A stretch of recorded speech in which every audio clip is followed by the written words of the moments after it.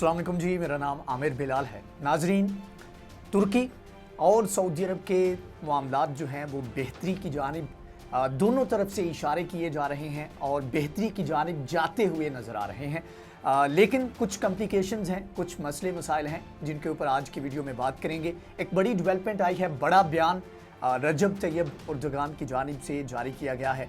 Press conference की गई उनकी जानिब से ट्यूसडे को, और उसमें उन्होंने काफ़ी सारी चीज़ें, काफ़ी बातें उन्होंने आवाम के सामने रखी, जिनमें से सबसे बड़ी बात ये थी, उन्होंने कहा कि सऊदी अरब हमारे ड्रोन्स हमसे लेना चाहता है, ख़रीदना चाहता है, और साथ में उन्होंने कहा कि लेकिन कुछ मसले मसाइल हैं जिनके ऊपर सऊदी अरब को पहले गौर व फिक्र करना होगा और उसके बाद इस तरह के मामलात के ऊपर हम मज़ीद पेशरफ्त कर सकते हैं। ये था बड़ा बयान। अब बात करेंगे आज की वीडियो में जिन मामलात के ऊपर, जिन इश्यूज़ के ऊपर बात करेंगे। एक तो इसकी डिटेल में जाएंगे, क्या वाकई सऊदी अरब चाहता है कि वो तुर्की के ड्रोन ले? क्या तुर्की के ड्रोन इतने अच्छे हैं कि उनको सऊदी अरब इस्तेमाल करना चाहता है, अमेरिका को छोड़कर, इजराइल को छोड़कर? तो इसके ऊपर डिटेल में बात करेंगे। लेकिन उससे पहले थोड़ा सा आपको बैकग्राउंड देता चलूं कि असल में कुछ मसले मसाइल तकरीबन 2-3 साल से बड़े हैं सऊदी अरब और तुर्की के दरमियान। उनके ऊपर थोड़ी सी रोशनी डालेंगे जिससे आपको अंदाज़ा होगा कि इस वक्त सूरत हाल क्या है, और तुर्की का एक जो नई एक चेंज स्ट्रेटजी है उसके पीछे क्या हिकमत अमली है, तुर्की क्या करना चाहता है, उसके ऊपर भी आज की वीडियो में बात करेंगे।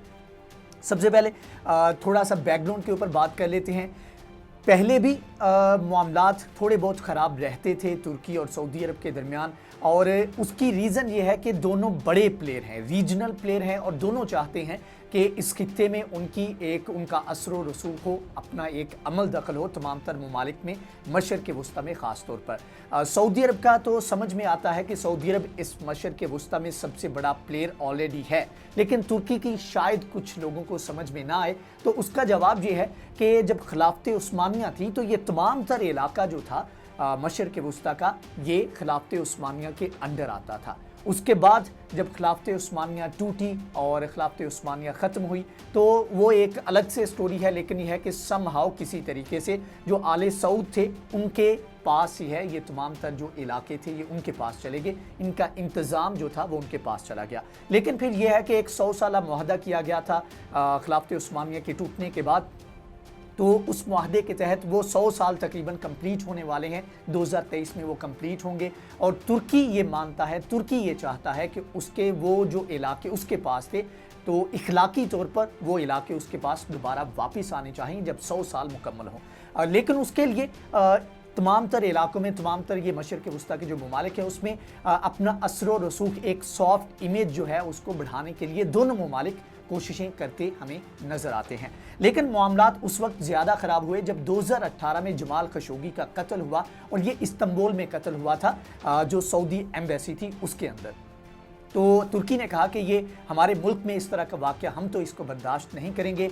और ये जो आपको मैंने बताया कि एक जो चपकलश इनकी चलती आ रही है, तो इस चीज़ की भी एक बुनियाद बनी और तुर्की ने इस मामले को काफ़ी ज़्यादा हाईलाइट किया। उसके बाद से मामलात काफ़ी ज़्यादा दोनों ममालिक में ख़राब होते नज़र आ रहे हैं। उसके बाद सोने पे सुहागा ये हुआ कि फ्रांस में इस्लामोफोबिया की जब लहर चली और वहाँ के इमैनुअल मैक्रोन जो सदर हैं उनकी जानिब से इस चीज़ को बाकायदा तौर पर सपोर्ट किया गया, तो तुर्की ने काफ़ी हार्ड किस्म का स्टांस जो है इसके ऊपर अपनाया। तो इस मौके के ऊपर सऊदी अरब और यूएई की जानिब से फ्रांस का साथ दिया गया, ना कि मुसलमानों का या तुर्की का साथ दिया गया, जिसके ऊपर तुर्की ने फ्रेंच प्रोडक्ट्स के बाइकआउट का ऐलान किया, जिसके ऊपर फ्रांस ने मदद की अपील की और अपील की कि आप इस बाइकआउट का हिस्सा ना बने। सऊदी अरब और यूएई ने इस अपील के ऊपर फ्रांस का साथ दिया। तो उसके बाद से एक अलल ऐलान तो नहीं, फॉर्मल नहीं, लेकिन इनफॉर्मल एक बाइकआउट जो है दोनों ममालिक के दरमियान ये उस वक्त से चल रहा है। तो उसके बाद से काफ़ी सारी चीज़ें, उसके बाद जमाल खशोगी का वाक़या, उसके फॉलो अप के तौर पे जो कन्विक्शंस हुई, जो बहुत सारे लोग थे जो इसमें शामिल थे, 3-4 यूएई के लोग थे, सऊदी अरब के ज़्यादातर ऑफिशियल थे, तो इनको लेकर भी एक दूसरे के खिलाफ बयानबाजी जो है वो चलती रहती है। लेकिन फिर हाल ही में तुर्क सदर जो है उनको ये बयान क्यों देना पड़ा, ये भी एक बहुत बड़ा सवाल है। तो उसका जवाब ये है कि रिसेंटली ग्रीस और यूएई के दरमियान और सऊदी अरब और ग्रीस के दरमियान मिलिट्री एक्सरसाइजेज जो हैं वो की जा रही हैं। इसके ऊपर काफ़ी ज़्यादा डिसअपॉइंटेड है तुर्की और काफ़ी ज़्यादा अनकंफर्टेबल भी फील कर रहा है। तो जब प्रेस कॉन्फ्रेंस की गई तो रजब तैयब एर्दोगान ने जब ये बात की तो साथ में इससे पहले उन्होंने जो बात की वो ये थी, उन्होंने कहा कि एक तरफ तो आप हमारे ड्रोन लेना चाहते हैं, हमारे जो इक्विपमेंट हैं वो लेना चाहते हैं, लेकिन दूसरी तरफ आप हमारे दुश्मन के साथ आप पींगे बढ़ा रहे हैं, आप उनके साथ मिलिट्री एक्सरसाइजेज कर रहे हैं। तो अगर आप चाहते हैं कि हमारे साथ हमारे दोनों ममालिक के ताल्लुकात बेहतर हों तो आपको कुछ चीज़ों के ऊपर आपको गौर करना पड़ेगा, आपको थोड़ा सा सोच समझ कर चलना पड़ेगा कि आप एक तरफ हमारे इंटरेस्ट के खिलाफ चल रहे हैं और दूसरी तरफ आप चाहते हैं कि आप हमारे ड्रोन्स खरीदें या हमारे से फ़ायदा उठाएं। तो ऐसे नहीं चलेगा, आपको अपनी जो पॉलिसीज़ हैं उनके ऊपर नज़रें सानी करनी पड़ेगी।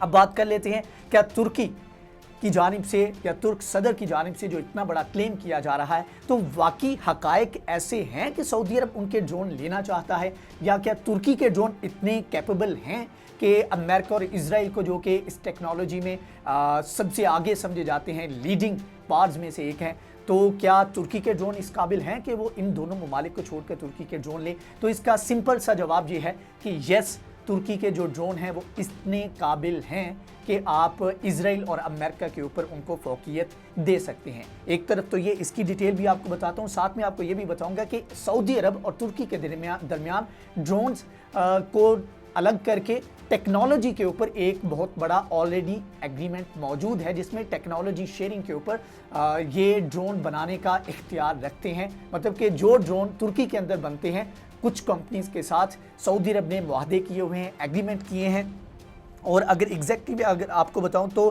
टेक्नोलॉजी ट्रांसफ़र एग्रीमेंट किया गया है जो कि रियाज ने किया था तुर्की की कुछ कंपनीज के साथ। इसके तहत जो सऊदी अरब है वो अपने मुल्क के अंदर तुर्की मेड ड्रोन जो है उनको मैन्युफैक्चर कर सकता है।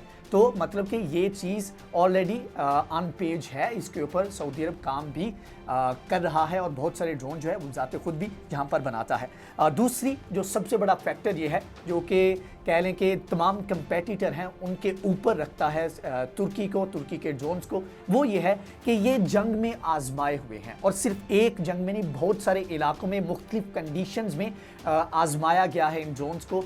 और सबसे बड़ी जो कामयाबी थी वो थी नगोर्नो काराबाख के इलाके में, जब आज़रबाईजान और आर्मीनिया के दरमियान जंग हुई तो उस वक्त एक फुल ब्लोन, तकरीबन 6 हफ्ते तक ये जंग रही, एक फुल ब्लोन जंग में इन ड्रोन्स को आजमाया गया। और अगर ये कहा जाए कि जो डिसाइसिव फैक्टर था, जिस फैक्टर की वजह से आज़रबाईजान ने आर्मीनिया के ऊपर जीत हासिल की, फतह हासिल की, वो बड़ा फैक्टर ये था, ये ड्रोन्स थे जिनका इस्तेमाल आज़रबाईजान ने बड़ा इफ़ेक्टिवली किया था। और ये TB32 ये ड्रोन, इसके अलावा दीगर ड्रोन जो तुर्की के थे, इन्होंने बहुत बड़ा किरदार इसमें अदा किया। इसके अलावा लीबिया और शाम के अंदर भी इन ड्रोन्स को बड़ा इफ़ेक्टिवली तुर्की इस्तेमाल कर रहा है। तो मतलब ये है कि डिफरेंट कंडीशंस में इन ड्रोन्स को इस्तेमाल किया जा चुका है और किया जा रहा है, जो कि इफ़ेक्टिव बनाते हैं, इतना मतलब कि कैपेबल बनाते हैं इन ड्रोन्स को कि सऊदी अरब जो है वो तुर्की के ड्रोन्स ले सके। और ऑफ कोर्स अगर रजब तैयब एर्दोगान ने ये बात की है तो किसी बेस के ऊपर बात की है, कोई बातचीत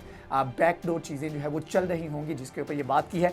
लेकिन बहरहाल एक बड़ा पर्सपेक्टिव ये है कि मशरिक़ वस्ता में तुर्की जो है वो अपने मामलात बेहतर करना चाहता है। यही वजह है कि अब सऊदी अरब के साथ मामलात वो थोड़ा सा सॉफ्टन करना चाहते हैं, ताल्लुकात को मज़ीद बेहतर करना चाहते हैं। इसी तरह मिस्र के अंदर भी, मिस्र के साथ भी ताल्लुकात बेहतर करना चाहते हैं। इसके ऊपर डिटेल में अलग से मैं एक वीडियो इसके ऊपर करूंगा जिसमें आपको बताऊंगा कि मिस्र के साथ तुर्की के मामलात क्या हैं, कहाँ कहाँ ख़राबी है, और रिसेंटली जो निगोशिएशंस की बात चल रही है उसके अंदर क्या पेशरफ्त आ रही है और क्या नई चीज़ें मुतवक्के हैं, क्या नई चीज़ें एक्सपेक्ट की जा सकती हैं, उसके ऊपर पूरी डिटेल में उस वीडियो में हम बात करेंगे। अगर ये वीडियो आपको पसंद आई है तो इसको लाइक करें, शेयर करें, हमारे चैनल को सब्सक्राइब करें। नेक्स्ट वीडियो में हाजिर होंगे, तब तक के लिए अल्लाह हाफ़िज़।